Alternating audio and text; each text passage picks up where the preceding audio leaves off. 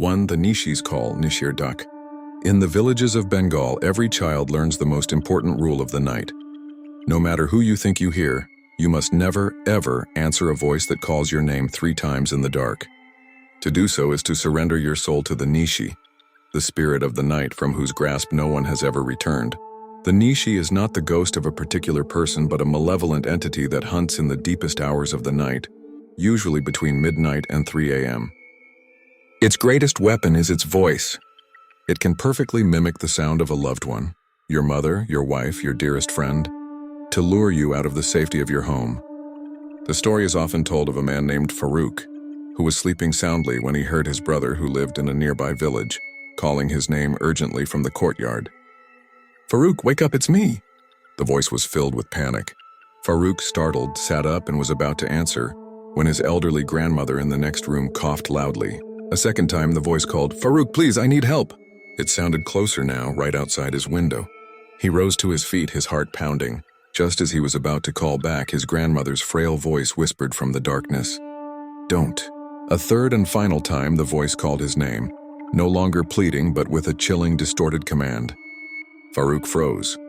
He knew then that it wasn't his brother. He stayed silent until the sun rose, trembling.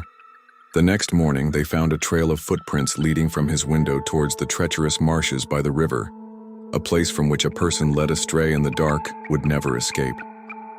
The Mechho Bhoot of the Riverbank. The old fisherman could smell it before he could see it, the delicious, savory aroma of fried Eilish fish drifting through the misty air along the Padma River, a smell that had no business being there at 3 in the morning. He knew instantly that a Mechho Bhoot, a fish ghost, was near, and he clutched the heavy prize-winning fish wrapped in his gamcha towel a little tighter. Unlike other terrifying spirits, the Mechho Bhoot is a uniquely Bengali entity, driven by a single insatiable desire: fish. They are the ghosts of villagers who adored fish in life, and are said to live near rivers, ponds, and bamboo groves, waiting to pounce on anyone carrying a fresh catch home from the market. They are generally considered more of a nuisance than a mortal danger, but an encounter with one is still a terrifying experience. They often appear as gaunt, shadowy figures with wild hair and an emaciated frame, sometimes taking the form of a large, hungry cat that follows you down a dark path. Their goal is to trick you or scare you into dropping your fish so they can snatch it and vanish. A common tale speaks of a man walking home late at night after a successful day of fishing. He hears a pathetic, whining voice begging him for just one of his fish.